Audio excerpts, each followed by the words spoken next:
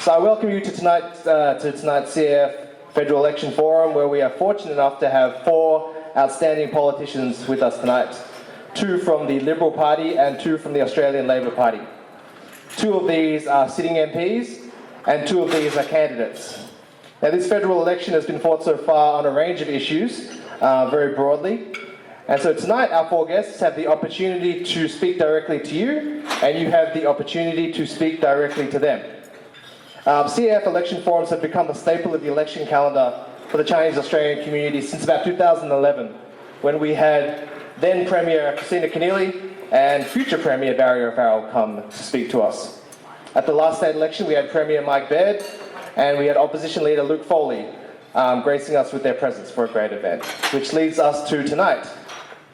Without further ado, I will welcome each of our participants onto the stage individually. Please join me in welcoming them as I do so. First, from the Liberal Party, running for the federal seat of Berowra is Mr. Julian Leeser. Julian is seeking to win Berowra after the retirement of Philip Ruddock, who sat in the Parliament for the past 43 years. And I understand the 2 used to be neighbours. A lawyer by trade, Julian is active in his local RSL club, Lions Club, the Cherrybrook Chinese Association, was a former councillor of Woollahra at the tender age of 19, and amongst many other positions is the chair of the Community Relations Committee of the Jewish Board of Deputies. Please welcome Julian Leeser.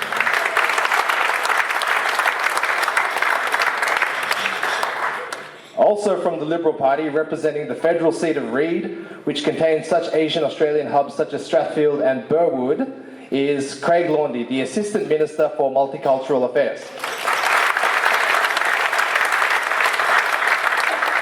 Craig has a background in economics and has worked in his family business, the Laundy Hotels, for over 20 years. He assumed the Assistant Ministry upon the elevation of Malcolm Turnbull to the Prime Ministership. Please welcome Craig Laundy. Now we move to the federal opposition. Representing the federal electorate of Fowler and also Chief Whip of the opposition is Mr. Chris Hayes. With an industrial relations background and legal background, Chris has held positions with the Public Service Association, the Australian Workers' Union, where he was there for 17 years, and is a former Assistant National Secretary of the Police Federation of Australia and New Zealand. Well known amongst the highly Asian population of Cabramatta, Liverpool and Fairfield, please welcome Mr. Chris Hayes.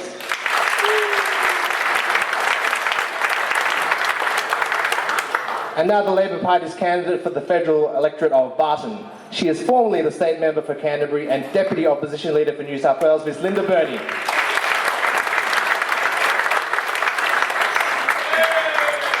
In government, she was the Minister for Fair Trading and then served as the Minister for Community Services, and was also has the honour of being the first Aboriginal person to be elected to the New South Wales Parliament. Please welcome again Ms. Linda Burney.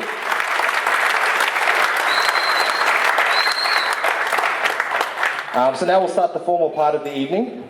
I'll act as the moderator, and we'll start by giving each of our guests 3 minutes to speak, introduce themselves and speak on whatever topic they wish, and then we'll take questions from the floor. Happy to go there. Okay. So Linda Burney will speak first. Nin hao, everyone. Thank you. I would like to introduce myself and tell you a little bit about me. Some of the things that I have done over the last 13 years as the member for Canterbury in the New South Wales Parliament. And I'll finish up by my 3 minutes by talking about the seat of Barton and what I think are the important issues for this election. I come from a very small country town in New South Wales. The town that I grew up in had only 200 people in it, so it was a very small village. I grew up at a time where it was very important, the values that you learnt. I was raised by my great uncle and aunt, and they raised me with values of truth, values of being someone that treats people well, and values of respect. What I have learnt over the last 13 years as the member for Canterbury, and many of you know me from being the member for Canterbury, it had a very high Chinese population in Canterbury. You know that I have learnt absolutely what it means to represent people in a parliament. Politicians need to understand that we are there for the people, not for ourselves. You also must be there to understand that you carry into the parliament the hopes, the aspirations, the pain, the joy, the love and the loss of thousands and thousands of people, and that is enormous responsibility. I have also held many senior leadership positions within the New South Wales Parliament, including very senior cabinet minister positions. And I think for all of you that know me, you know that I conduct myself with integrity, I conduct myself with understanding, and I have a background that I believe leads me to understand what it means to be discriminated against. I have always fought those sorts of things. The three things that took me into the parliament were needed to be more women, there needed to be more Aboriginal people, and also my whole life has been about the fight for social justice. The seat of Barton has over 7% Chinese population around Hurstville.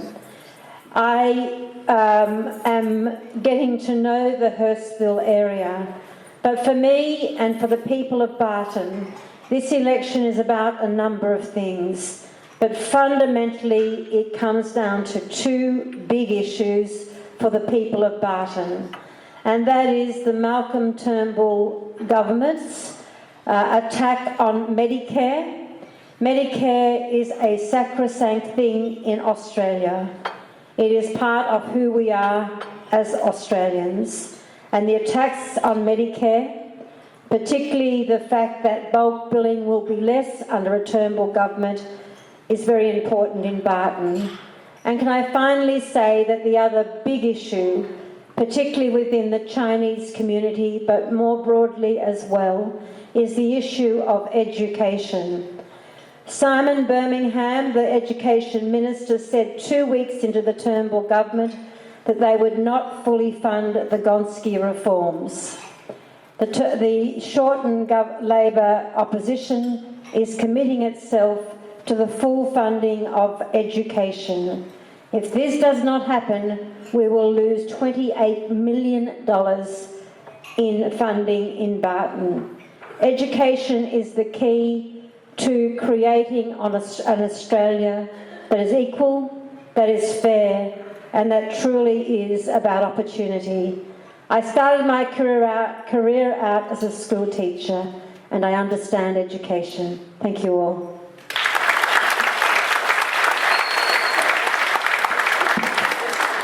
Thank you, Linda. And now we'll hear from Julian Leeser. Thanks, Kenrick. I'll get to the formalities in a second, but they say in debating you should respond to your opponent first. So I'll just quickly cover off on the 2 points Linda made. There's no attack on Medicare. In fact, bulk billing rates under the Coalition have never been higher. We're at 84%, and even the Shadow Health Minister, Catherine King, has acknowledged that bulk billing rates have never been higher, as they are at 84%. In relation to school funding, we have committed $1.2 billion extra for the Gonski funding, and what we have said is that the funding will be distributed on the basis of performance, because for 40 years both sides of politics have been putting more money into the education system, but our performance internationally in reading, in literacy and in maths has declined, and that's a bad thing, and we shouldn't just be throwing money at the problem. Anyhow, I just wanted to address those points. I'm delighted and honoured to be here today at the Chinese Australian Forum. I have been a member of the Chinese Australian Forum for 6 years, and in fact one of your former presidents told me that he thinks that if I'm elected at this election I will be the first member of the Chinese Australian Forum ever elected to a parliament, but I don't think most people would look at me and think I was a member of the Forum. This is not just a great organisation in the Chinese community, it's a great organisation in terms of creating the vibrancy in our democracy. Kenrick mentioned before the leaders' debates you've had. I participated in a forum some years ago on the Bill of Rights debate, which was great to be part of, and I commend you for the work that you're doing. I have enormous shoes to fill in that I am succeeding a man who is beloved of the Chinese community, and that man, of course, is Philip Ruddock, a man who staked his career on his friendship with the community and on maintaining a view that Australia should have a race-blind migration policy. And they are great principles, and they are principles that I intend to continue to advocate for during my time in the Parliament if I should be successful at this election. I have a very strong personal commitment to multiculturalism. Not only am I a member of this association, I'm a member of the Cherrybrook Chinese community, the Australian Indian Cultural Council, and through my work with the Jewish Board of Deputies, I enjoyed the work that we did in this organisation and in the Board of Deputies to commemorate the liberation of Shanghai. And I think building a strong multicultural country means that links between communities and the broader Australian community constantly need to be strengthened.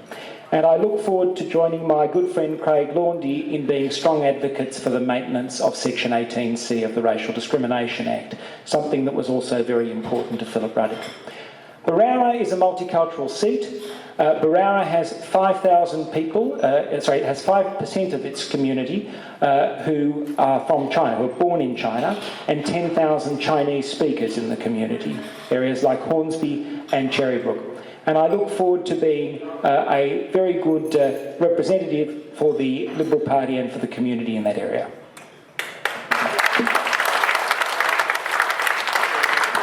Thanks, Julian. Now we'll have Chris Hayes.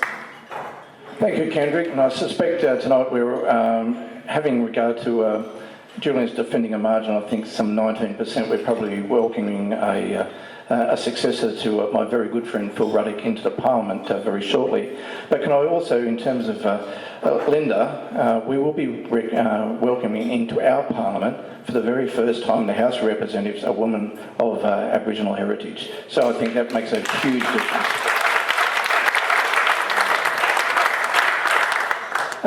Before I start, could I just say a little bit about my electorate, because it will probably put in context many of the answers I might give during the night.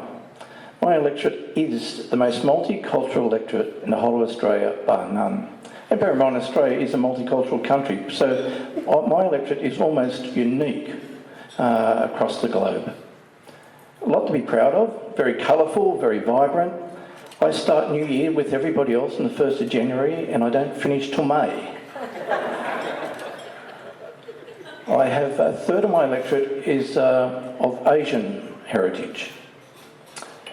I have also the lion's share of refugees that come to this country, and Craig might tell us more later on, but we're about to receive a lot more now out of Syria. My area, regrettably, is also an area of significant disadvantage. Many pockets of disadvantage I have within a 20-kilometre of radius of Liverpool CBD is 52% of all families in New South Wales that live with autism. Now, I can assure you it's not the air we breathe out there in Western Sydney or the water we drink, it's land values.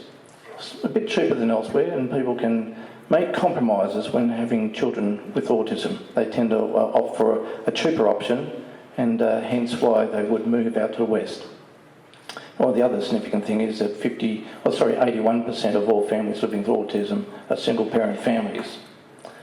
So my office has been and has always been a one-stop shop when dealing with disadvantages. People don't come for a lecture on the Constitution, on who's responsible, and it's a state or federal issue.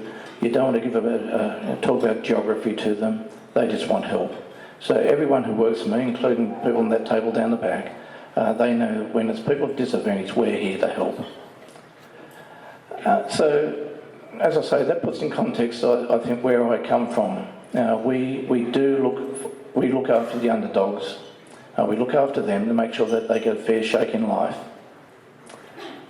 Now, some has been touched on by both Linda and Julian about education. We're the ones who are fully committing to fund Gonski. Now, people are going to put a gloss over this and talk about we're putting money in. It's not bad when you take over a 10-year period $37 billion out and say we're going to put 1.2 billion back. It is not just we're guaranteeing the 5th and 6th year of the Gonski education funding. We're also guaranteeing funding for kids with disability. Kids that deserve that support at school. Very, very important to me and very, very important to my community. I suppose it comes a little bit more personal considering I have a grandson who is on the autism spectrum. So I actually relate to these people very, very closely. Health, well, I've heard that Medicare won't be set. Medicare is not under attack. Well, given the fact that I just met 2 weeks ago with the doctors from the Chinese and Vietnamese community in my electorate, made it very, very clear to me, and these are very successful people, but they said in terms of the community that we look after and care for in Western Sydney, if we're forced to pass on the costs because of the Medicare freeze, it will impact on very much pensioners, single-parent families, people doing it tough in our community. They're the people I represent. So, ladies and gentlemen, I'm very honoured to have the opportunity to again stand as a candidate for the electorate of Fowler. The electorate's been very good to me. I will always do my best to serve the interests of people in Fowler. Thank you. Thanks very much, Chris. And last but not least, of course, we have Assistant Minister Laundy. Thank you, President Kenrick, and thank you for organising tonight, mate. Greatly appreciate it. I just wanted to start by getting a feel for the room. Hands up those who run their own business. Yeah. I come from where you come from. My background is not political. 12 months before the last election, I wasn't a member of the Liberal Party. I was fed up with the direction of the country and the lack of business acumen of those that were running the country. I come from family business. I'm a third generation Western Sydney publican, and we've done all right.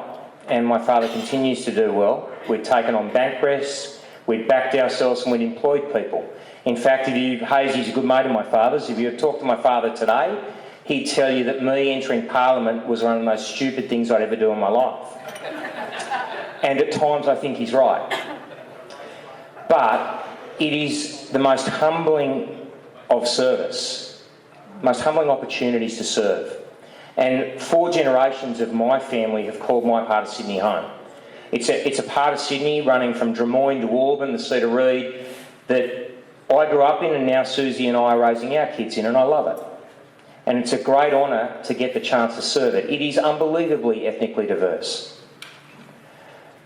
But one of the great things about it is that about serving the people through politics is that you get to make a real change. And whether it's because my background was not political, I guess I was always bound to get into trouble once elected.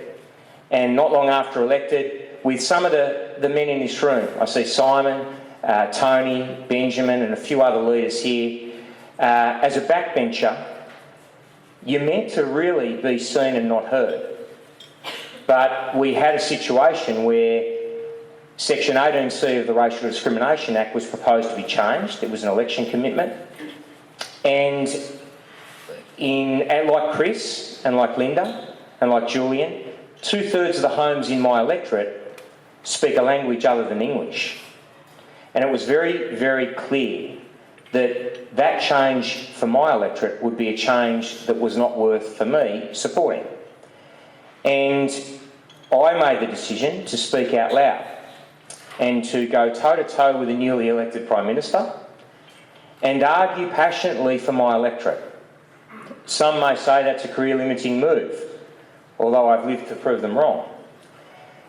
But I guess it demonstrated to my electorate and that I was not only a part of it and a long-standing part of it, but I understood it and I had the courage to stand up for what the people of Reid needed. And there have been many situations. Chris mentioned the Syrian refugees. I was proud to lead the charge on suggesting that we as a government should do more, and very, very proud of when Prime Minister Abbott agreed to accept the 12,000 additional Syrian refugees above our humanitarian intake. The great part about that, the ironic part of that, was in February, and in a large way this was due to the many communities, but none of which are bigger in my electorate than the Australian community of Chinese descent.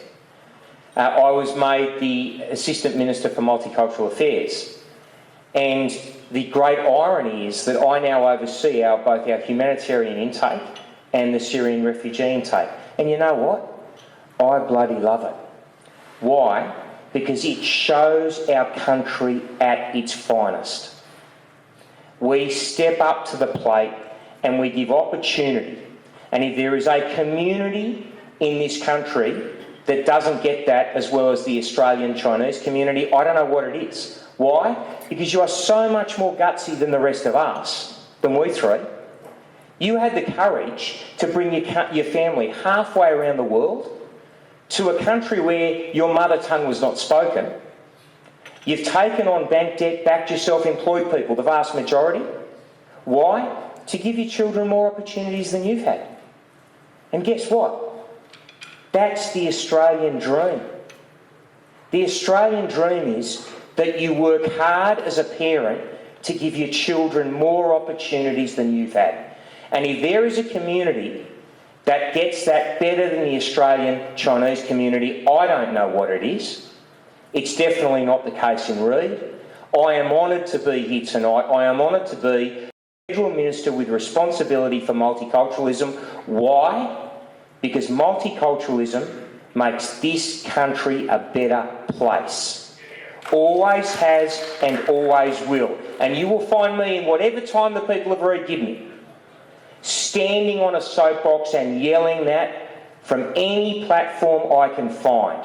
Because I not only believe it with all my heart, I've lived it all my life, and now my children are following in my wife's and my footsteps and doing exactly the same. Thank you. Thanks very much. So we'll now have questions from the floor. If anyone has a question, just raise their hand, and Cindy will come with the microphone. I think we'll start down the front and we'll move up towards the back. Don't worry, don't whistle. We'll start with Dr. Ang, former president of the Chinese Australian Forum. No heckling, thank you, Dr. Pan. I would like to congratulate all the four speakers on their presentation, and it is great to hear that you guys are for multiculturalism. But there's one person now standing for a Senate seat in Queensland, and it is that red-headed lady called Pauline Hanson. Now, one of the ways we actually did not, she has actually gone off our radar, I've got to admit. But she was in our sights about 20 years ago. And because of the double dissolution, there is actually a greater chance of her getting in. So my question to you now is that what is your party's policies on putting the One Nation Party candidates last, or even out of the equation altogether because they've got a new voting system of numbering from 1 to 6. So I would like your response, please.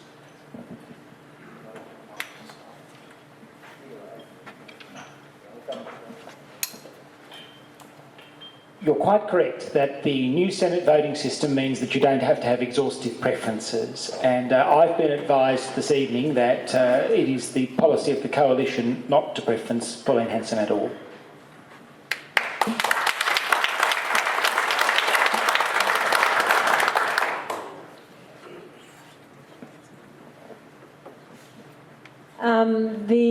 Thank you for your question.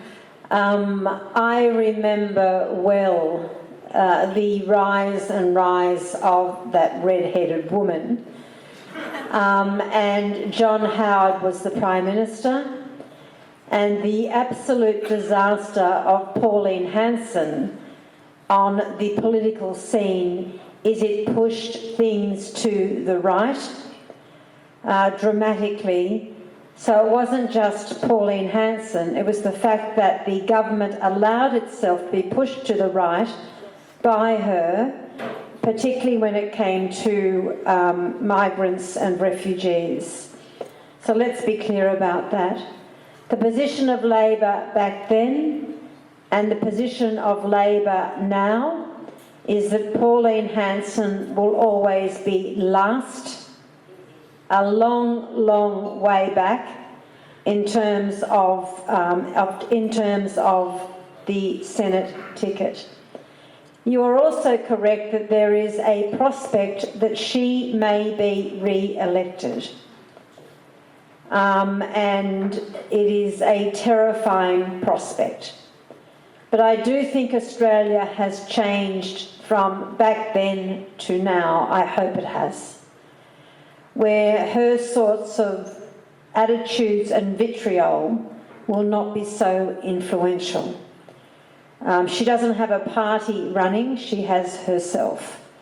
She is a money-making exercise when it comes to standing for politics, because every vote that you get money for it. That's why she does it.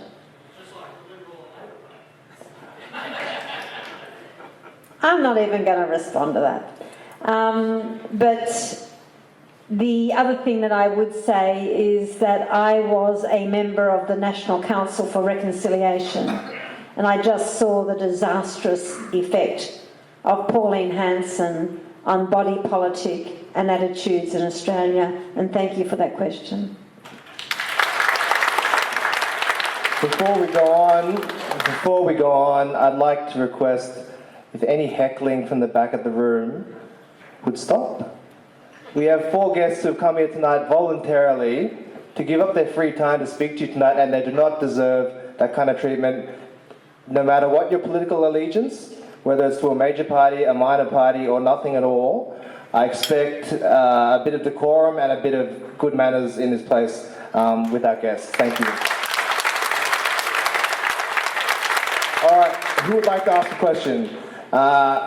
I can still call in Councillor Craig Chung from Ryde City Council because they haven't been merged yet.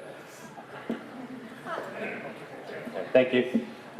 Thank you for that, for the opportunity. Australia's free trade agreement with China has presented great opportunities for small business, for small businesses to grow and do trade with China, and vice versa, that we're able to grow jobs and the economy. And now we're hearing that there's going to be a campaign unleashed by the Electrical Trades Union and the Construction Union against the free trade agreement. So my question is, will both parties continue to 100% support all provisions of the free trade agreement and the benefits that brings? And is the campaign by these unions xenophobic or just anti-growth? I'll go first because my answer will be short. Yes, we got the free trade agreement deal with China done. We acknowledge, as the party of business and enterprise, that the people sitting in this room, in a lot of ways, will be the early adopters and the methods by which we prosper as a country because of your ties back to your homeland and the ability through language and understanding the culture of business to get things done. I had 4 young guys, four guys in their 20s, in my office with the Trade Minister last week. One young Aussie of Chinese descent has set up a clearinghouse, freight forwarding business back to China. One has bought vineyards and started bottling wine in South Australia and exporting to China. One is in the employment space, importing services to China. And the last one is in the freight forwarding space. Again, there are 2 in the freight forwarding space. It's happening in my electorate in Berowra today. We signed it. We support it 100%. And any claims that sitting inside it, and you hear these xenophobic arguments by unions, and they're disgraceful, that what this will do is open up for Chinese companies to bring Chinese labour here. Quite frankly, that is just scaring people. It's factually incorrect, and they should get back in their box, like they tried to do in the New South Wales state election, when they put a xenophobic and scare campaign on the sale of poles and wires. They have no place in modern Australian political debate. The drama we have is the Labor Party is the political wing, their political arm.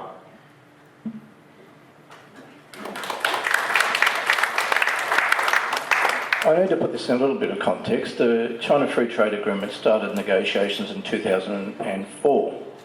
It progressed through John Howard's regime. It progressed when Labor was in office. Labor suspended negotiations in 2011 because the Chinese demanded to have inserted in the agreement an investor-state dispute settlement procedure, which would allow the Chinese government, Chinese-owned enterprises, to access or to be seized of jurisdiction to sue Australian governments, Australian-based companies, and indeed state and local governments in Australian courts. And in return, we would be given access to a tribunal of sorts yet to be set up in China, not even Chinese courts. That is why Labor suspended negotiations in 2011. The other thing too, the negotiations moved on, and Andrew Robb completed negotiations last year in 2015. We had grave concerns about a provision in it. It was called the Investor Facilitation Agreements. For any project worth 150 million, which in construction terms is not huge, it would allow China unfettered right to bring into Australia under 457 visas all workers, without doing any market testing, without giving preference to local or domestic employment. We entered into further negotiations with the government. You'll remember last year there was a big stink about this. Government eventually conceded to us, and we negotiated outcomes that required, firstly, market testing, where preference would be given to Australian workers. We, in terms of 457 visas, wouldn't be on minimum rates, but would be referable to a survey of market conditions for the occupation. And thirdly, within 90 days of taking up a position in this country, they would produce trade licences. And this applied to electricians, carpenters, plumbers, coming from China. So they had to be able to show that these people would have the necessary licences to perform wiring or plumbing work under Australian guidelines. Now, that wasn't on the table when the government signed off or tried to sign off this. This is what was negotiated by Labor, and after that was guaranteed, then we agreed and we voted and committed Labor now, then and into the future to the China's Free Trade Agreement. We know, and we've always known, that's why we were involved in when we took office in 2007, that this is a good outcome for Australia and Australian workers. But we just didn't want to be shanghaied in the process by having, it was probably a bad pun, but we did not want to be dragooned into signing off on something which gave unfettered rights to bring 457 workers in without market testing. Well, you might wonder that, but as far as I can see, no one in Labor in Parliament is making that opposition. Unless they stand and win a seat in Parliament, Labor Party is already committed. We have passed this.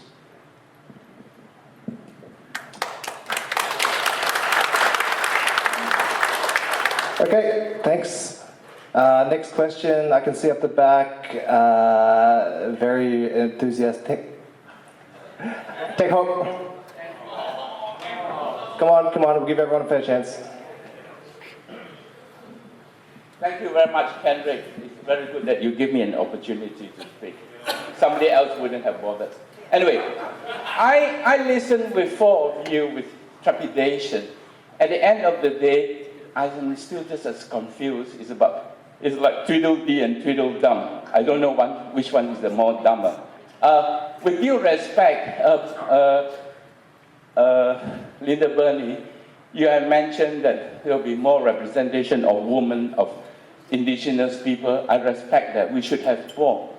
Where is it of ethnic people or disabled people? None 107. Please don't quote me Penny Wong. Penny Wong is the only one you can always quote. But where is it? If you look at today's ABC commentary by Andrew Jacobitz, is Andrew there? UTS professor of sociology. He said, and if you strip everything bare, it is still the same old white and Eastern European dragoon. There is nothing. But yet you want, I mean, I'm not playing, not ethnic politics, identity politics, if you know any intellectual discussion. I'm not playing that, but at the same time, where are they? Nowhere to be seen. Yet you clamor on and say, oh, give us the vote. But at the end of the day, who should we vote for? With due respect, I rather, whatever it is, I rather vote the smaller parties with Jackie Lambie or Xenophon. So what's the question? The question is that why don't we like Mr. Trudeau? Where is that going to, both the Liberal and Labour Party, where are you going to have ethnic candidates other than just a showpiece? I might take this question on. As I said in the introduction, I'm Jewish. Jewish people have been in New South Wales since the First Fleet, and there were Jewish parliamentarians in colonial times and in New South Wales in the House of in the Legislative Assembly.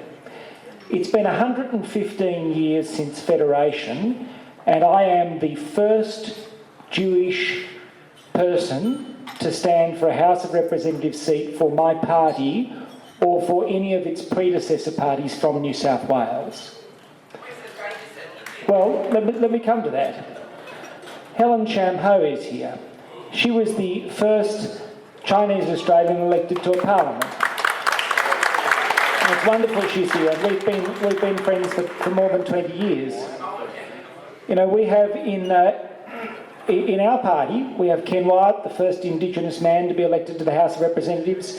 We had Senator Neville Bonner, the late Senator Neville Bonner, the first Indigenous man elected to the Senate. Can I say that I can speak for the Liberal Party, and I'm sure the Labor Party is no different in this respect. One of the great challenges in Australia is that people don't get involved in political parties. And if you want to see more Chinese candidates elected, more Chinese Australian candidates elected, then you have to get involved in the political party. Our political parties are pretty open places.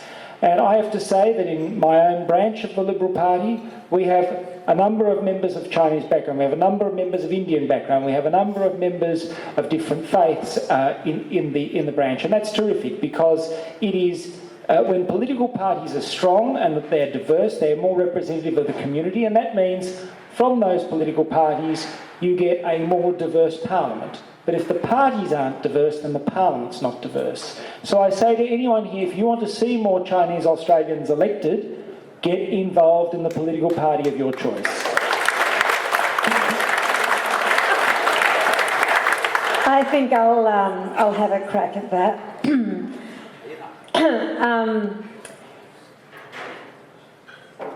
It is true that Australian parliaments are not representative of the Australian community.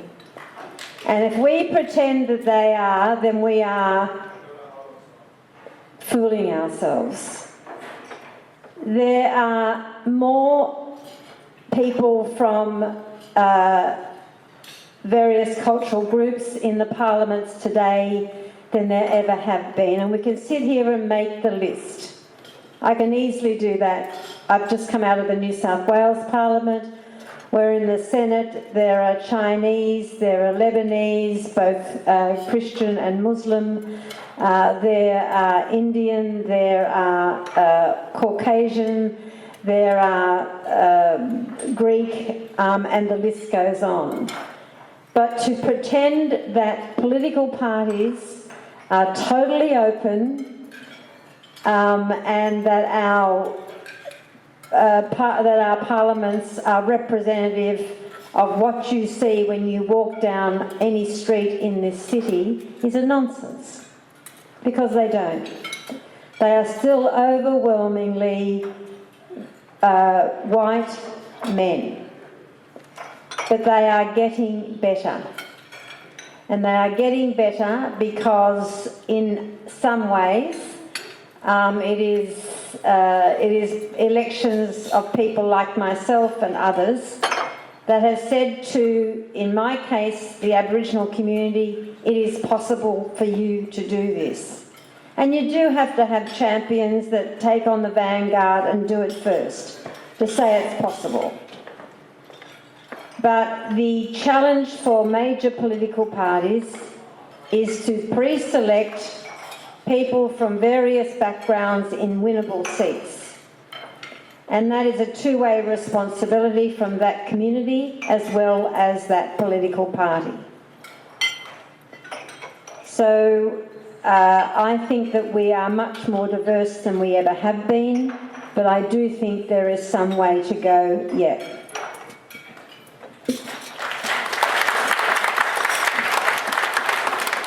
Thank you. Okay, further questions? Daphne Lowe-Kelly. Thank you, Kenrick. I happen to be actually in Craig's electorate. I am a voter in Reid, and first of all, I'd like to congratulate you on your remarks and your position regarding multiculturalism and also against 18C, despite the fact that members of your party had a different view to the one that you took. My question basically goes to both parties here. There is still this question of the people, asylum seekers on Manus and on Nauru. Surely there should be some compassion. You cannot leave those people there. They've been there for 3 years. Why is it that both parties seem to play politics over this issue? Thank you, and it's always nice to talk to a constituent.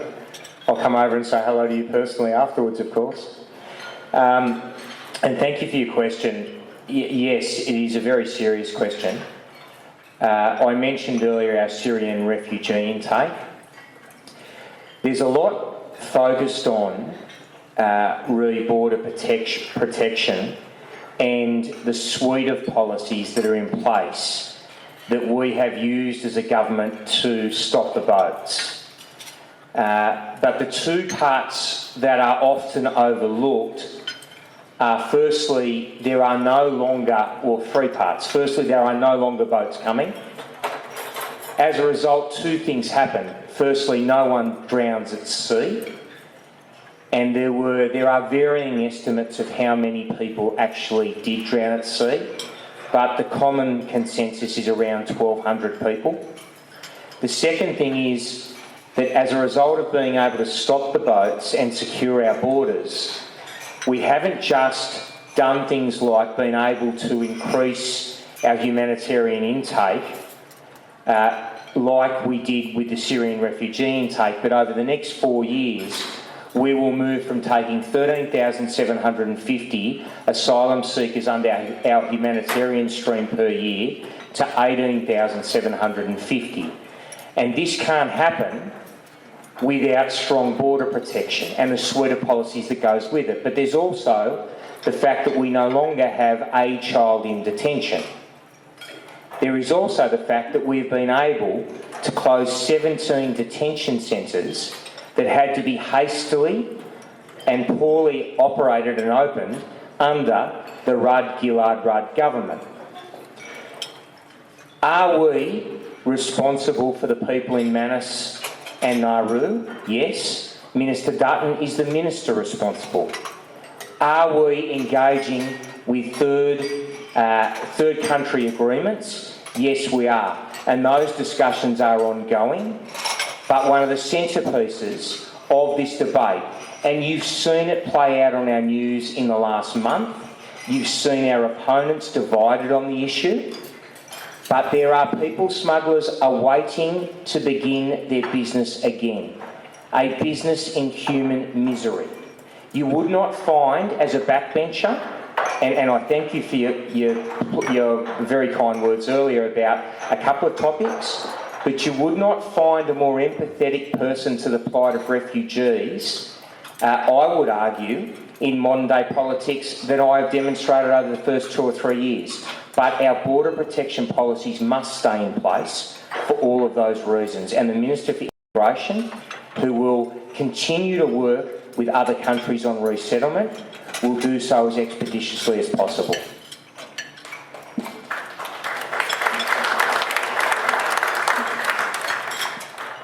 I must say that one of the hardest decisions I had to make as a member of the Federal Labor Party was when we decided to vote the Malaysian solution. Don't think for a minute these things don't pull and twist at your conscience when you're making these decisions. This is when we're in government, and the realisation was that we were not taking a single person who was processed by the UNHCR, who was in a refugee camp, and bear in mind there's over 40 million people in refugee camps, because in terms of the 13,750, it was outweighed by the net amount of people who came by boat. I said earlier in my opening remarks I have the most multicultural electorate. What I didn't say is that I also have the lion's share of people from Assyrian and Mandaean backgrounds from Iraq. Every time a boat came, they would make a beeline to my office, talk to my staff, and maybe yell at my staff actually, about people that they saw jump the queue in a boat. Now, I spent time in Indonesia with the police and the law enforcement agencies over there. I know you don't get on a boat unless you paid up front $10,000. So the people, the criminal syndicates running this, they didn't mind whether the boat got here, sunk or whatever. They got their money up front. And therefore, that's why we thought Malaysia was a better option, where we would have a swap. People processed, we would accept as refugees from Malaysia, and they in turn would take people and process from Australia. Regrettably, the Greens and the Liberal Party did a deal, and mainly for political grounds, and prevented that from occurring. We know now that it is no opportunity to simply give a green light to people to go back in business, plying their criminal trade in people trafficking, risking lives at sea, and particularly when we know we have commitments around the globe to processing and accepting refugees. Now, this is a very difficult situation, but we will not be changing our position now, and that is to ensure that we do nothing that encourages people smugglers back in business, plying their trade, having people drown at sea. You've only just got to look what's occurred in Europe over the past 3 months. I've lost count of the amount of people. 500 died 2 weeks ago. So this is something that we are very much alive to. It's something I don't say we've got to accept with great pride, but there is nothing that we're going to do that gives a green light to putting that trade back in business. We can't do that for the sake of humanity. Can I just make something very clear?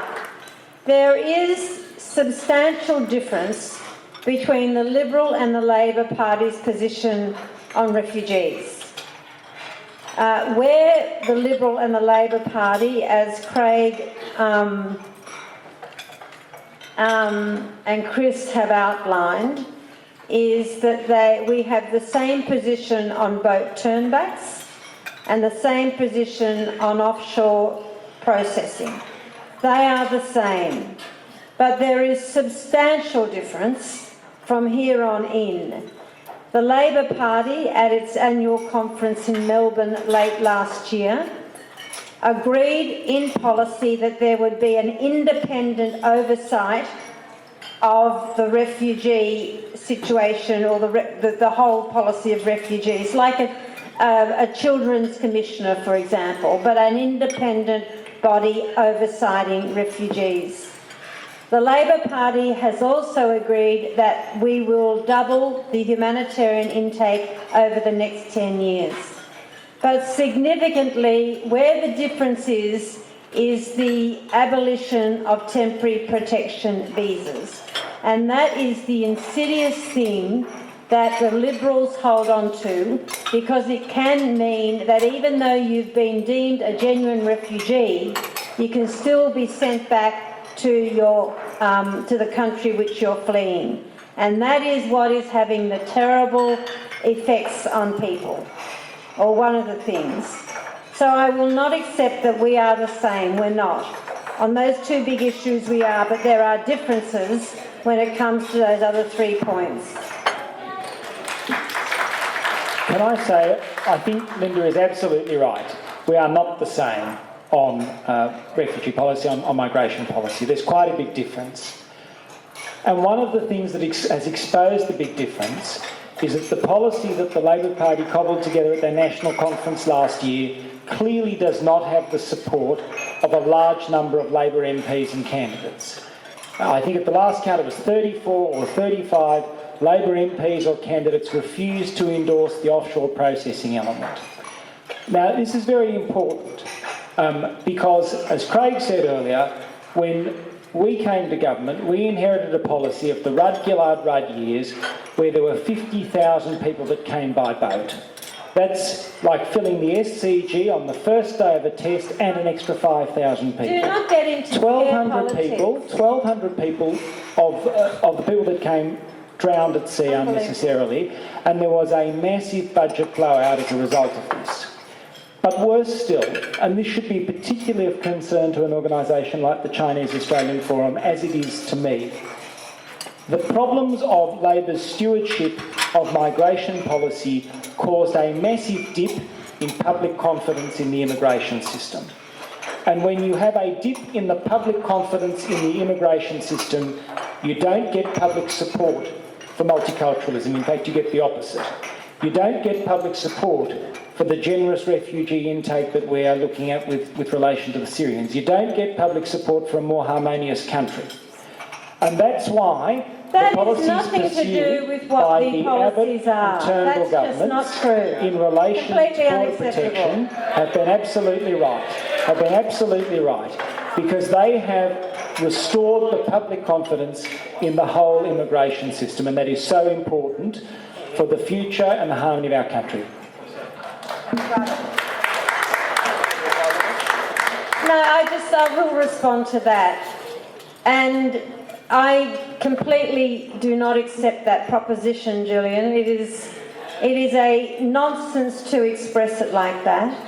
And refugee policy cannot be reduced, as the former Prime Minister of this country, Tony Abbott, did, as is the way in which your Prime Minister is now moving to a three-word slogan. That is not refugee policy. Stops the boats is not policy. It is a complex, challenging, very difficult area, and it needs to be treated like that.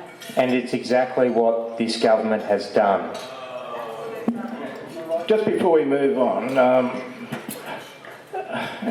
we don't have to be lectured on this, but it is a matter of fact what happened when the expert panel recommended Malaysia was part of the answer to this. It was the Greens and the Liberal Party who opposed it for political reasons. And in the midst of all this and talking about refugees, and I accept that the manner has been put by my colleagues here, 2 weeks ago we had the Minister for Immigration talking about refugees coming in, taking Australian jobs and forcing down Australian wages. Is that the way we really want to talk about accepting and settling refugees in this country? And that's coming from a minister. That is, Chris, you're a nice bloke. That is absolute rubbish to conflate the Minister for Immigration's statements and make them into what you've just made them. He was talking about the humanitarian intake visa, which I oversee, the employment outcomes in that visa category, which is what he was referring to, are poor. That is not a reflection on them, that is a reflection on us. And we need to do more, and I am determined as the Minister responsible to do more. And any effort by the Labor Party or the media to conflate the Minister for Immigration's statements to immigration in its entirety is not fair. Okay, move on. Dr. Pun.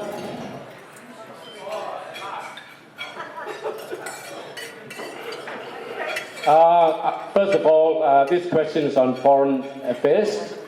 For those who are going to be in power after July the 1st, you have that question. Sorry, second. I ask this question on behalf of the Chinese Community Council of Australia.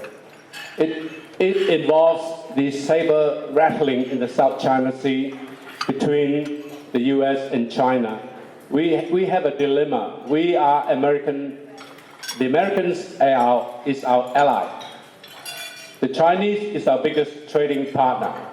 What I want to ask the panel is this: if you are in power and acting in Australian national interest and acting as an Australian peace leadership in the South Pacific and Southeast Asia, what would your government do to ensure that the saber rattling in the South China Sea does not explode into World War III?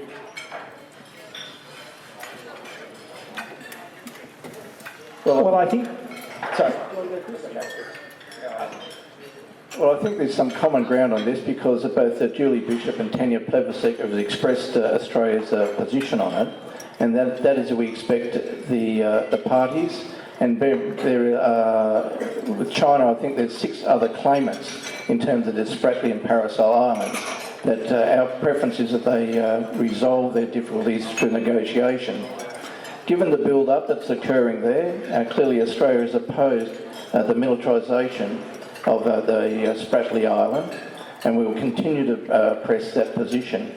I understand what you're saying in terms of our the ANZUS alliance with the United States, as well as China being our biggest trading partner. Australia's position must be to ensure the welfare of all those, including the other participants there, which is Vietnam, Brunei, Philippines, and another 4 others, ensuring those that they all have freedom of access, navigation of access to that area. We have already conducted overflights to it, and our Navy has sailed through there, as has the US. So look, I think we are doing everything, and I know this was being discussed only last week with between the American and the Chinese. So I think Australia's position has been consistent, and that's coming from both sides of the Parliament. Chris is right, there is a strong degree of bipartisanship on this issue.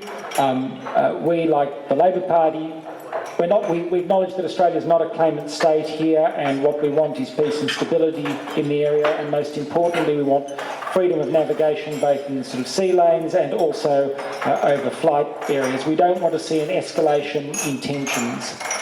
In relation to Australia-US, Australia-China relations, in a defence level, we do joint exercises with the United States. We also do joint exercises with China as well. I think it's a false premise to say that Australia needs to choose between the US and China. We don't have to. We can have a good relationship with both, and I think we've proven that we can do that. Thanks very much. We have a question up the back from one of our younger members, Miss Sandra Trin. Hello. Hello. I just graduated in 2014, and I've been trying to find a job and haven't been really successful. I just want to know how you guys address youth unemployment.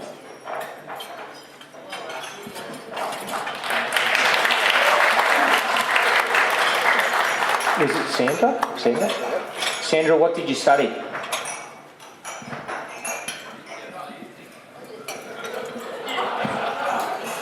I studied music business Cert 3, live production Cert 3, and currently doing a business Cert 3.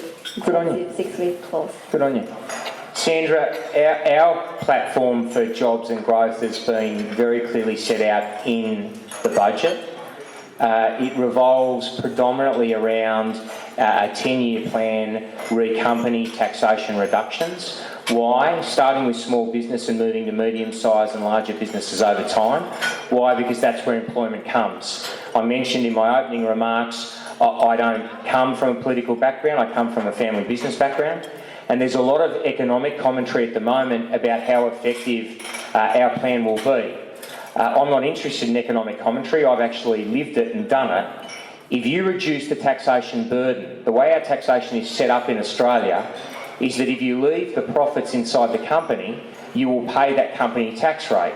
But if you withdraw those profits outside the company, you will pay what they call top-up tax at your marginal rate of tax. The reality is the vast majority of companies in Australia, in the small and medium-sized business, and we're talking family business here, which is where I come from, they keep their profits in their company as what we call retained earnings, and that allows you to expand your business. And that is how my grandfather started our business, that's how my father has grown it, and that's how I continue to grow it. When I started with my father, for example, he employed around 200 people. When I left him, we employed around 1,400 people. Why? Because we kept investing back in our business. And that's what we hope as the coalition we will see, starting with, as I said, small and family-sized businesses graduating over time through 10 years to medium and large-sized business. Because the experience is, and it's not just me that says this having done it, if you look back in 2012, the now opposition leader, Bill Shorten, said very clearly on Sky News, the best way to increase employment in this country is to reduce company taxation and make it more competitive on the international stage. Can I just say something? Thank you, Sandra, and good on you for hanging in to continue to study. And I know with persistence you'll be successful. One of the things that I think is very challenging is that we hear that, the Australian unemployment rate is getting better and better and better, but your story doesn't bear that out. And I think what governments ignore is the incredibly high youth unemployment rate in the Hunter and on the Central Coast. For example, youth unemployment, people like you, are up to 20% unemployed. The points that Craig have made are very good points, but Labor has a $10 billion infrastructure fund that is announced, plus big projects like Badgerys Creek. But once again, it's all very well for us to sit here and say these things. That doesn't necessarily help you. But what concerns me enormously, and it gets back to those points we started out, everyone, when we spoke about education, is that the idea that universities will be deregulated, in other words, universities under the Liberals will be able to charge whatever course fees they want to, and that will mean that many people in this room, including I suspect those of us sitting up here, would simply not be able to afford to send our children to university. But what concerns me even more than that, and I think this is partly what you've done, is the deregulation or throwing TAFE to market forces. The market's fine, but the market doesn't fix everything, and it certainly will not fix the issues around education. Governments need to be involved in those decisions. TAFE now is almost unrecognisable, and that's where you've done some of your study. I can tell from what you've said. Less courses, less teachers, and more expensive fees, to the point where many families, particularly in Western Sydney, will simply not even be able to send their children to TAFE, let alone universities. And that is the reality of the plans of the Liberal government. We are seeing it unfold here in New South Wales as we speak. Okay, for the next question, we'll have the table, Jason Lee's table. Here's the question. Hello. My name's Joe. I'm Aboriginal and Chinese descent. I understand some of the challenges that are faced by people from minority groups in Australia. Just taking on the young lady's comments about her lack of employment opportunities. I think when most people come here from minority groups, I'm not just talking about Chinese Australia, they're faced with difficulties with Australian white Anglo-Saxon not willing to hire them. So I think small business is a really, really good opportunity to grow our economics position. But the Commonwealth Government, the Liberal Party, recently came up with this Indigenous procurement policy where they carve a certain percentage to Indigenous companies. Would they consider that, both sides of the spectrum, would they consider that for all minority groups like Chinese Australia, so that those small businesses could grow and hire their own, which I think seems to be the path. And I just want to say, it's more a statement. I'm not a Labor Party voter. I haven't been for a while, but I know Linda Burney, and I'm a massive fan. I think she's very articulate, elegant, and most importantly, sincere.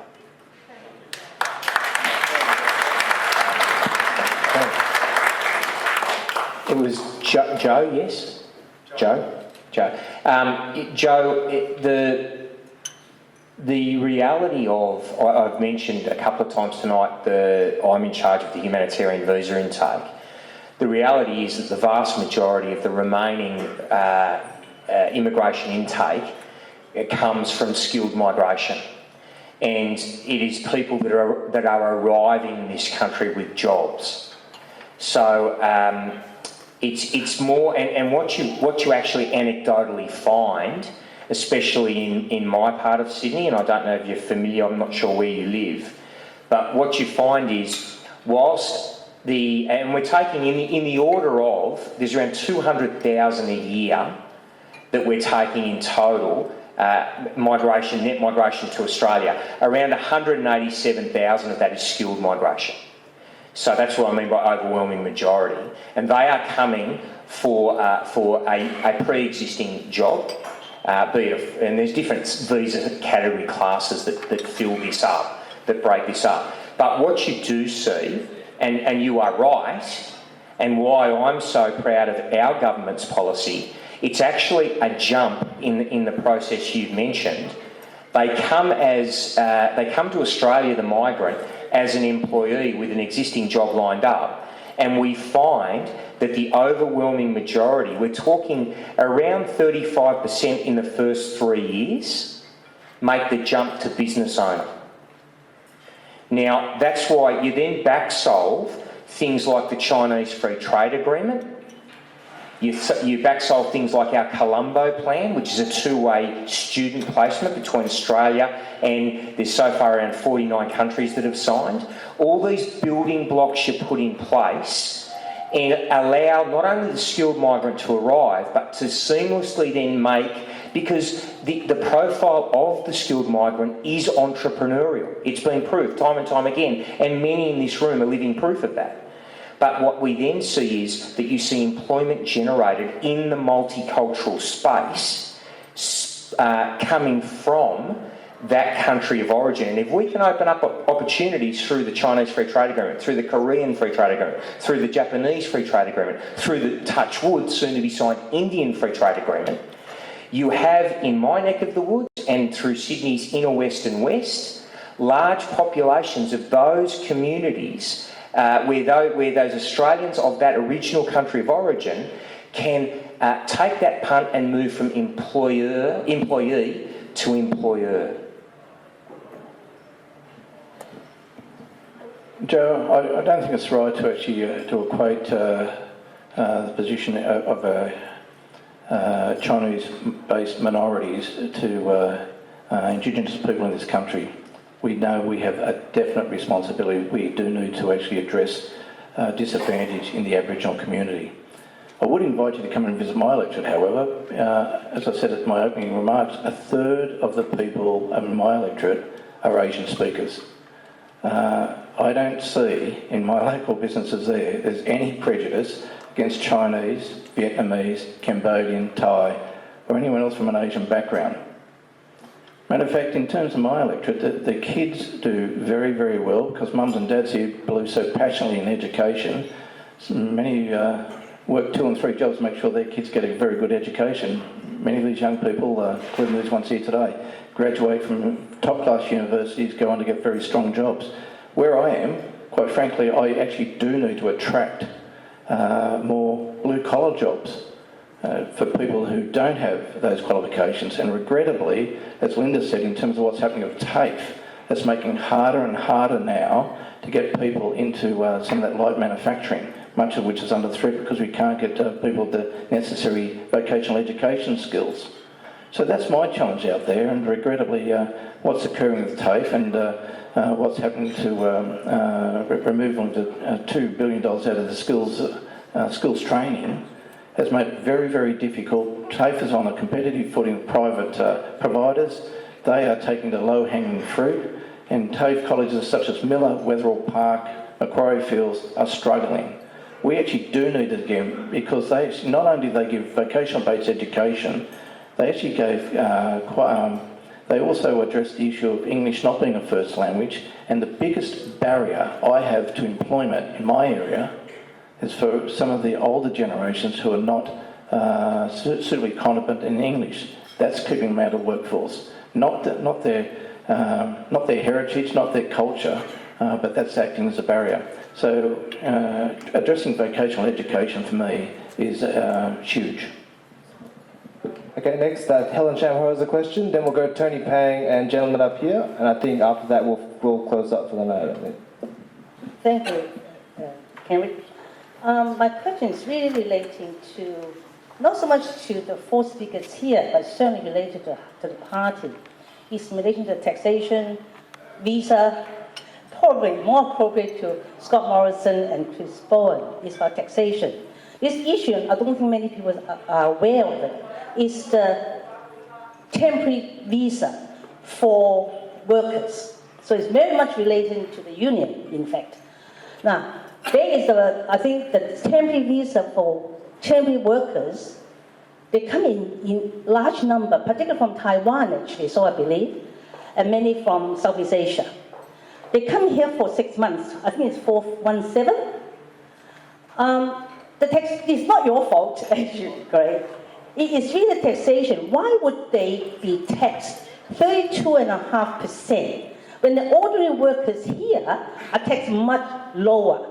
Because if they are taxed so high, that means you are pushing this group of people who, I can say, like in the 60s, the Colombo Plan, the spirit of it is they can come here, learn our country, go back to their country, so that potentially they know our country and can do business or whatever in future of their life.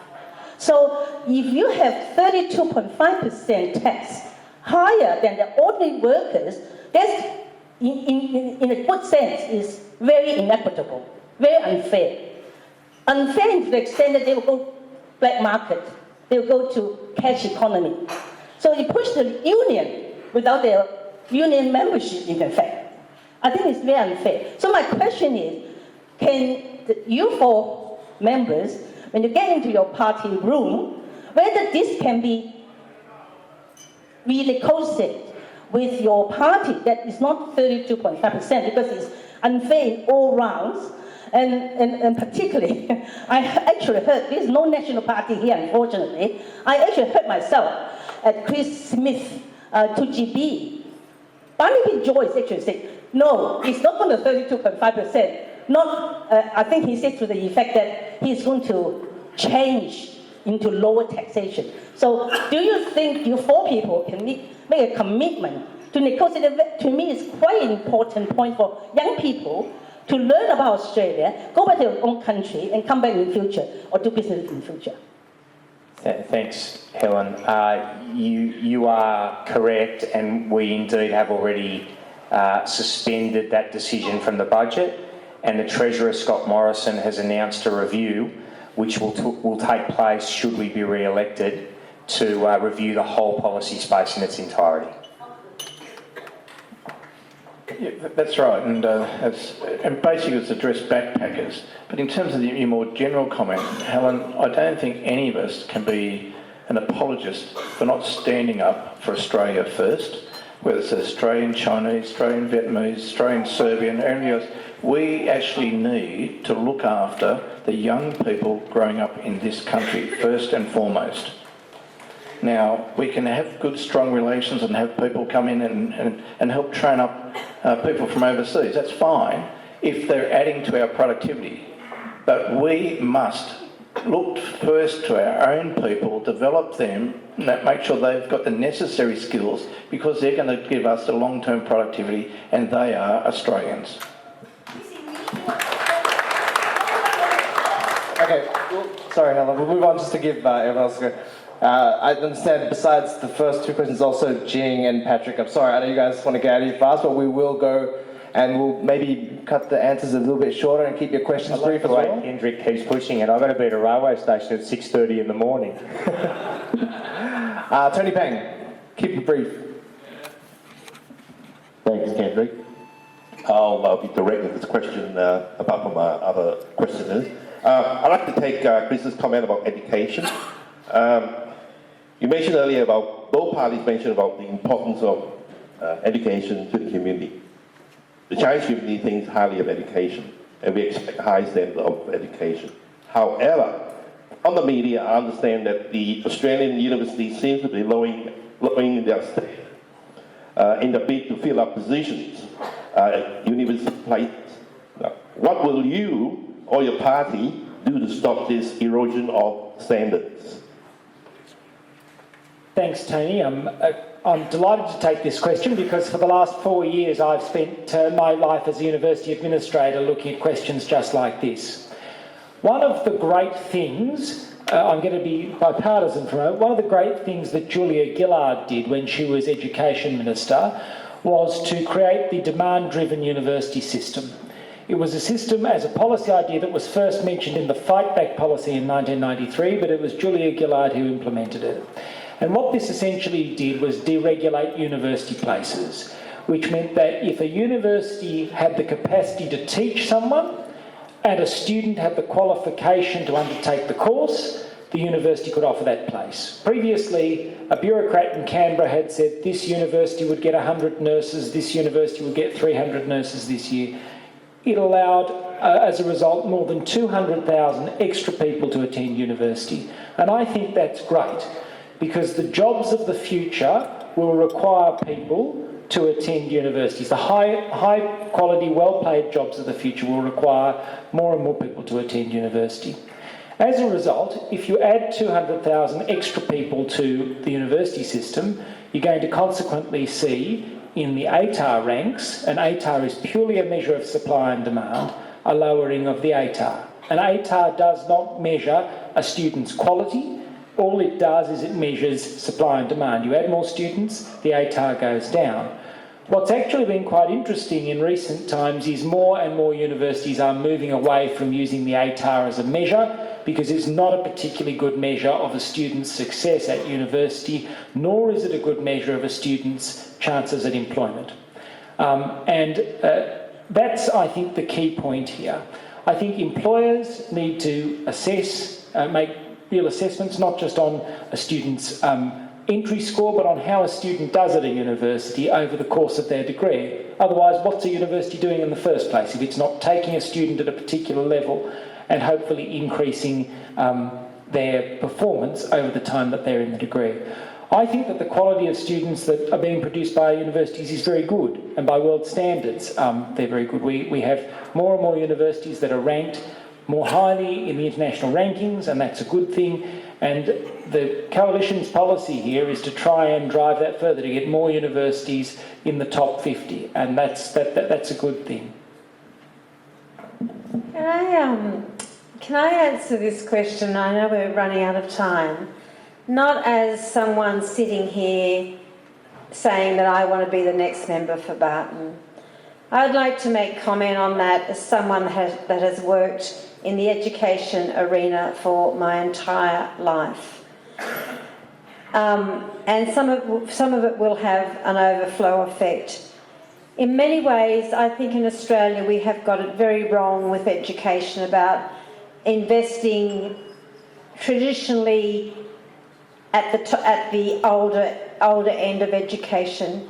It seems to me the best investment we could be making in education is when a child is 2 or 3 or 4 years old, because that is where a child learns all the basic skills and also learns to love learning. And just the other day there was a very big announcement from Bill Shorten about investment into the early years of schooling. The other thing is that I do think that the media has had a bit to do with this, and so have we, as perhaps parents, is just putting so much emphasis on ATAR, so much emphasis on NAPLAN. Those things do not measure a child's capacity and intelligence. It measures them at a particular point in time. And there is a perfect storm gathering, and in many ways it's the state government that has the responsibility for this in education in New South Wales. My prediction is that there will be an argument over the next 2 years on increasing class sizes, because there are simply not enough classes to cater for the number of children that are coming through our school system. We are seeing units go up everywhere. There are more young people than there are class sizes, and that is particularly noticeable on the lower North Shore of Sydney. So it seems to me that the emphasis that we have also on quality teaching is probably the most important emphasis. They say that we're going down in, against other countries in the Asia Pacific area, but I think that has got a lot to do with the media comment. I'm not quite sure how true that is.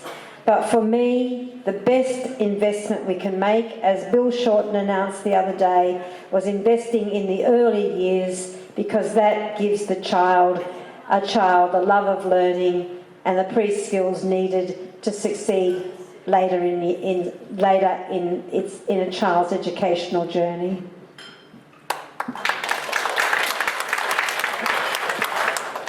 Almost there. Ben Charles Taylor. Sorry, I don't know your name. The gentleman in the blue shirt. Good evening, everyone. My name is Colin Lee. Thank you, Julian, Craig, Chris, and Linda. Here's my question. According to the AFR, a top-rate taxpayer with 2 investment properties would be about $19,000 a year worse off under the Labor Party's plan to limit negative gearing. It's clear that negative gearing is the key foundation stone for investing in property in Australia. On average, and certainly from my own observations as a property investor myself, and dealing with a lot of property investors, thanks to my parents. I mean, when I was young, my parents always said, you save up your money, you put your money in your first property, and thank God I've done that. But in my observations, more than 65% on average on our projects are investors from Asian descent. So it affects us tremendously. So I want to understand, what is the current government's position on negative gearing, should it win power? My second question is this. I come across on a daily basis many young people who are deep inside of them they have a huge desire to own their first property, a property they want to live in, to call their home, let alone buy their first investment property. And it's a struggle for them. I mean, you look at a property in Parramatta for a studio, it's already $550,000. To have 20% of that, that's $100,000. How is it possible for a young person to save $100,000 for the deposit? So my question is, what is the government's position, and also the Labor Party's position on what you're going to do to help first home buyers invest in their home, or let alone buy their first investment property? Thank you.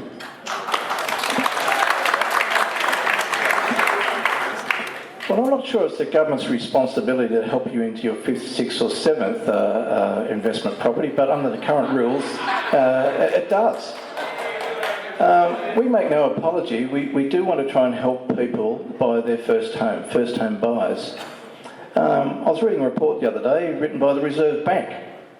It said that 90% of properties that are being sold in this country are being bought by investors.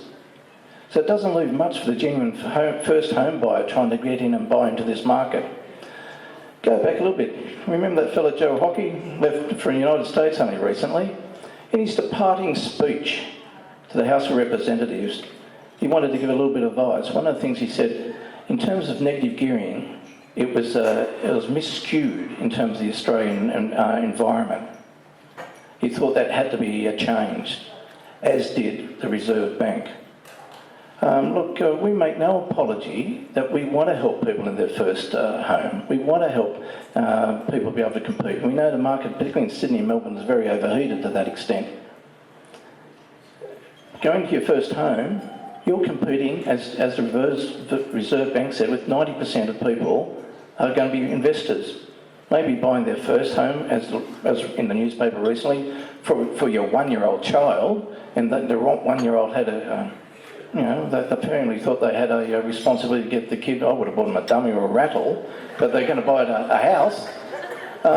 But if that's what it's really competing against, to get into your first house, to be the owner-occupier of that house, we're not here to take the business risk for your other businesses. But if you're an investor, the Commonwealth actually stumps up.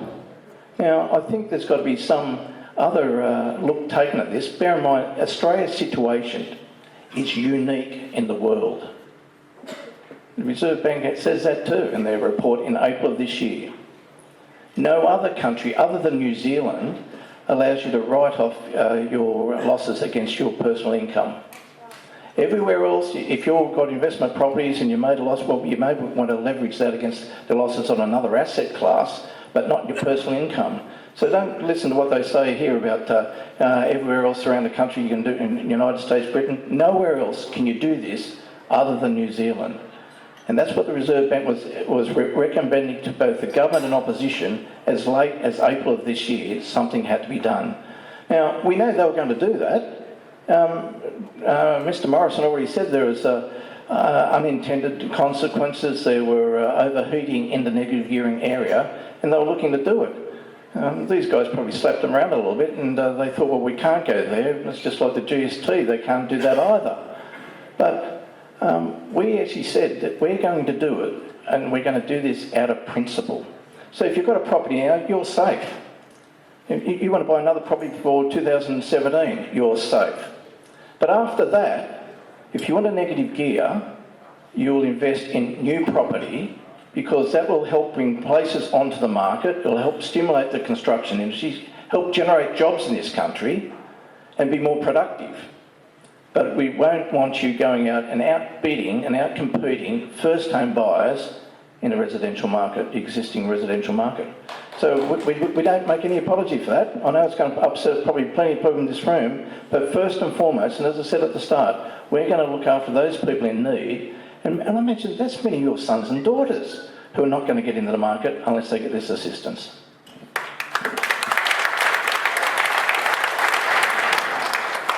Going back to your question, the financial review are wrong. It's not going to impact high net worths at all, Labor's policy. It's in fact going to favour them. Their policy is only 98 words long. It's 2 paragraphs. The second paragraph, in the first paragraph I should say, they turn our tax system, which started in 1915, completely on its head, because they say that you can no longer deduct interest from income producing assets unless it is in new homes. Now, I think it's a design flaw. I don't think they actually meant it.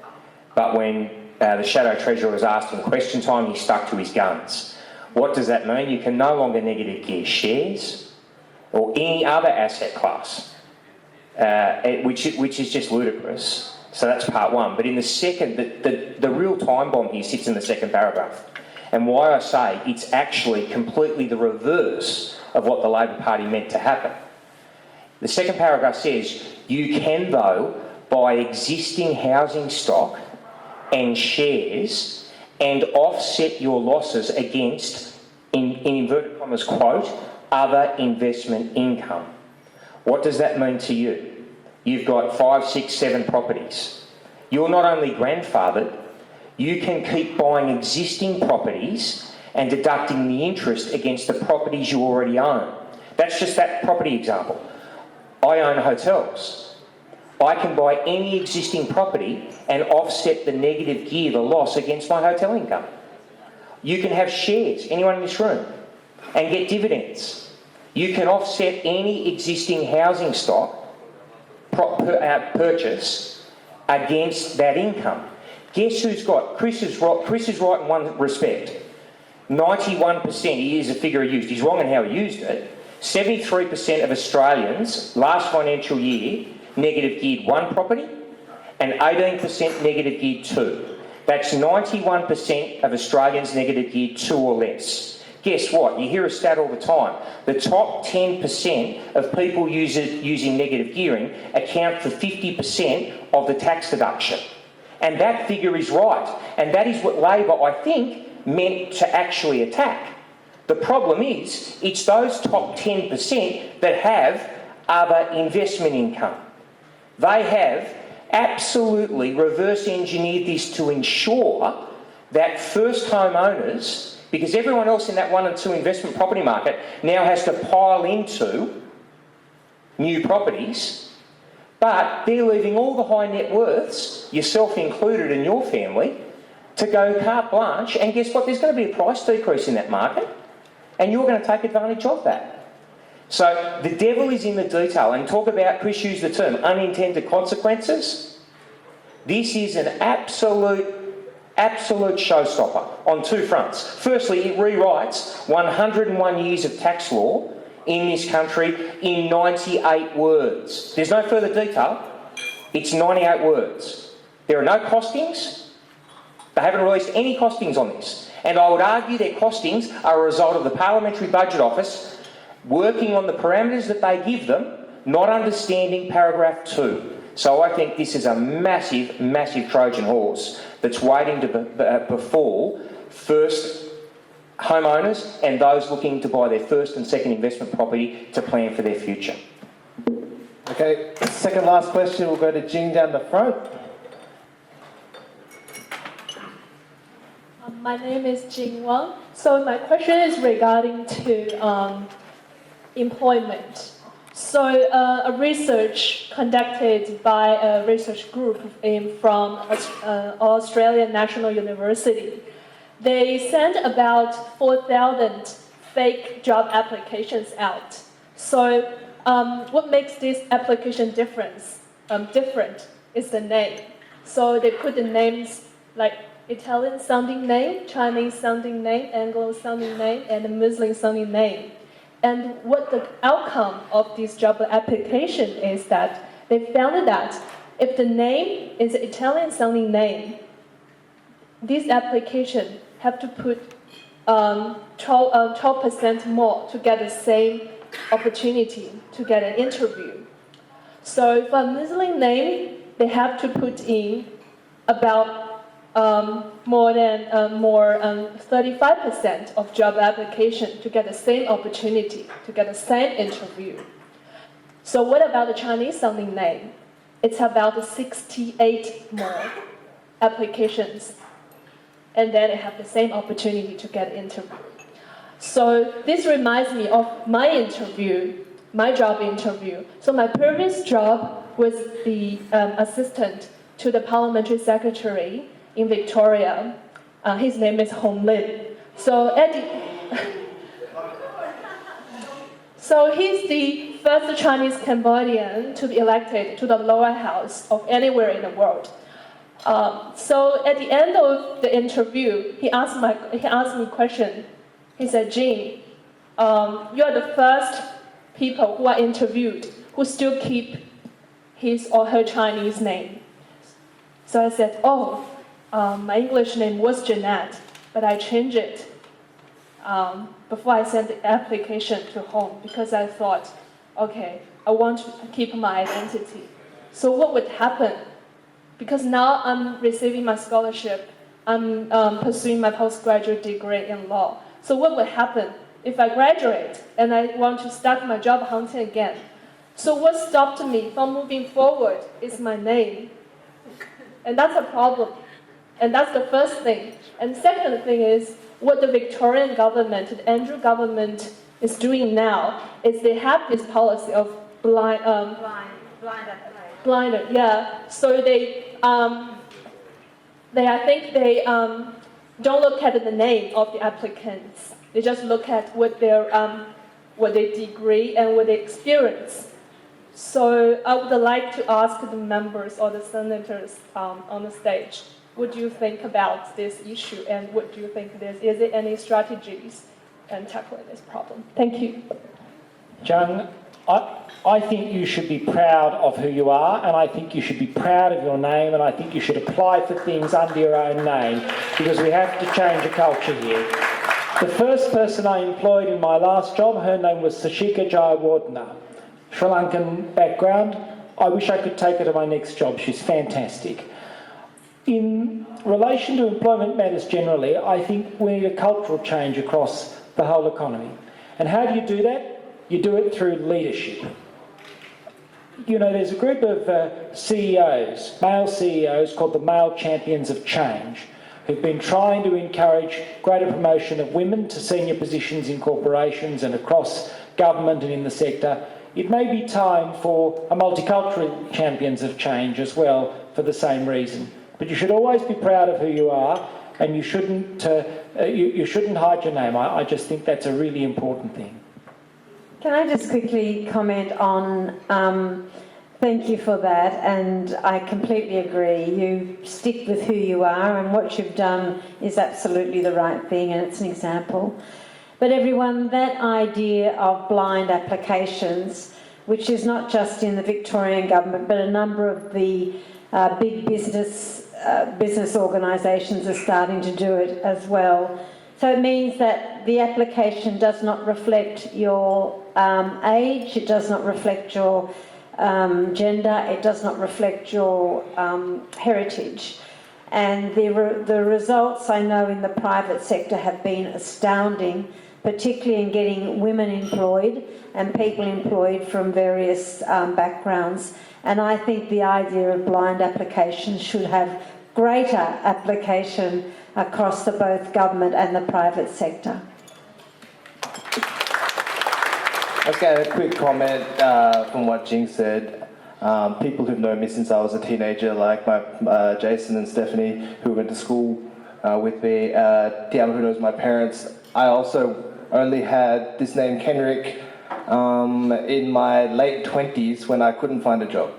So I was unemployed after graduation for at least 12 months, I think, and said to my parents, well, why don't we just bite the bullet and try having an anglicised name and see what happens. And the very first day after I changed it, I got a job interview. So that wasn't with the Labour Party, by the way, so let's not cast aspersions there, but I just want to back up the point that it is a real issue, and that not all cultures, as you said, subcontinent cultures, are very, they don't often take anglicised names. Koreans as well.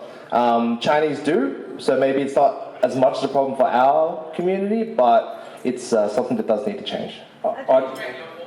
I'd like to get your details, because there is a new initiative that has been launched independent of government. You may have heard of it. It is being led by Tony Shepherd, called the Friendly Nation.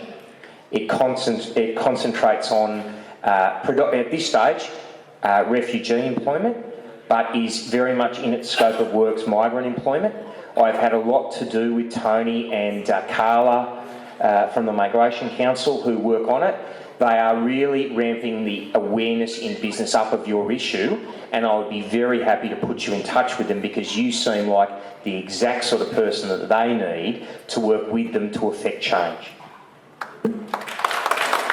Okay, lucky last question, Patrick Broom, former president. Thank you.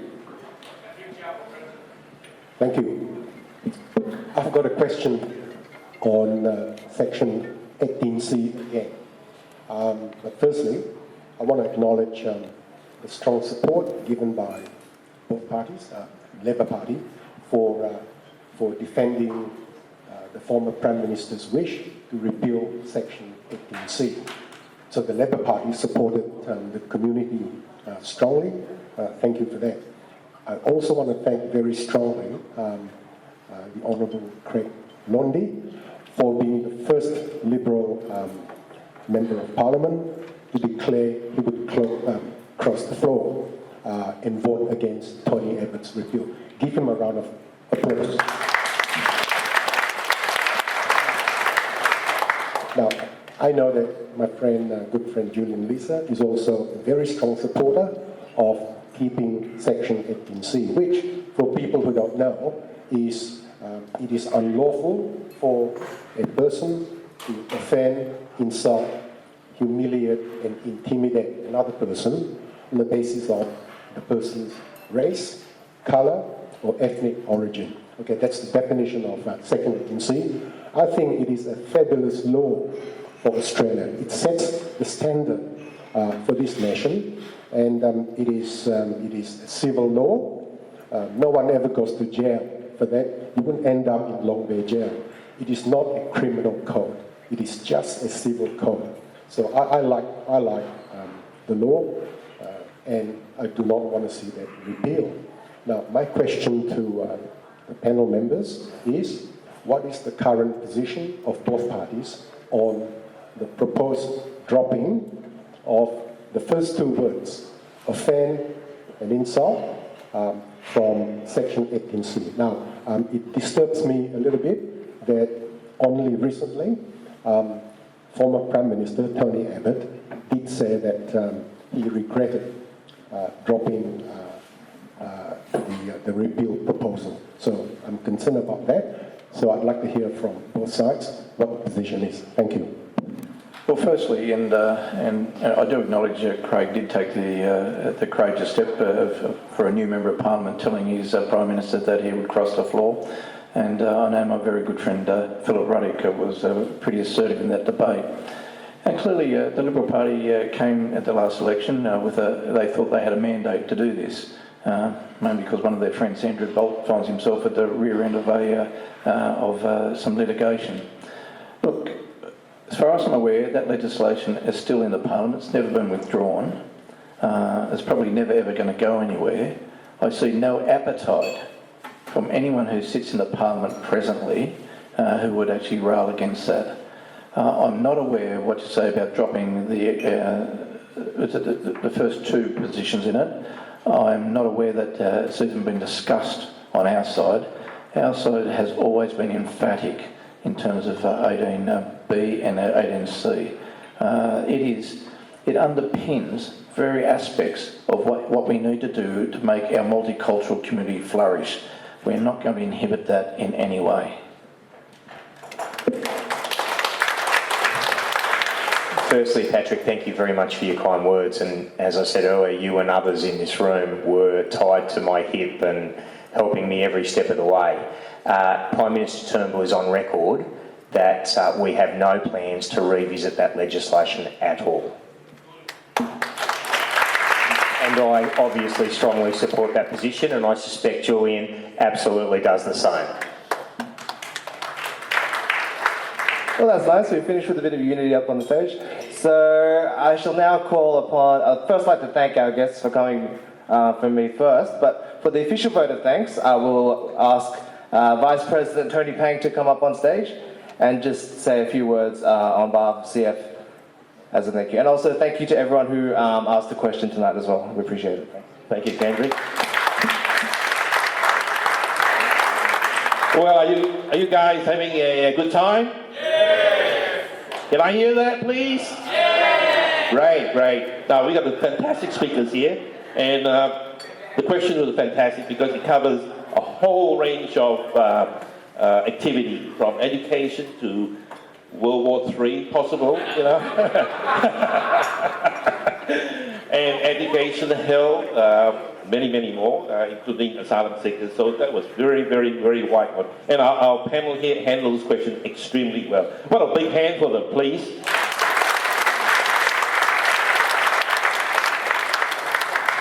Now, I got a very special gift from CAF. This is, you can buy in the shop, by the way. We manufacture ourselves gold-plated CAF buttons for the tie. We don't sell it to you, it's special for our guests. So you can't buy it with money. Well, thank you very much, Julian, for coming in. And my good friend Greg, right? ATC Chief. Chris Hayes, thank you very much. Well, he's a senior politician, by the way, if you don't know. How many years in Parliament, please? 11 years in Parliament, he's the longest. Hi, Linda. Congratulations too. All the best for your election, and you guys are just you're coming in, and Julian, all the best for your coming election. Well, there's still food to come, so stay back. Order a lot of drinks from our friend at the corner there, and safe driving. Good night.